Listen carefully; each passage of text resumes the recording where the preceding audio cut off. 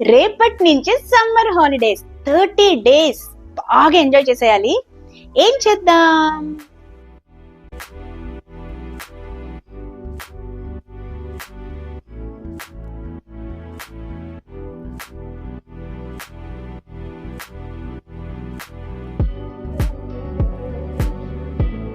Super, అన్ని plan చేసేయాలి.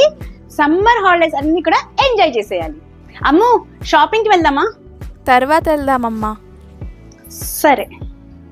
రాజు, మూవీకి వెళ్దామా? రేపు వెళ్దామమ్మా. సరే. రిసార్ట్? ఏమో. ఏదైనా టూర్ ప్లాన్ చేద్దామా? ఇప్పుడా?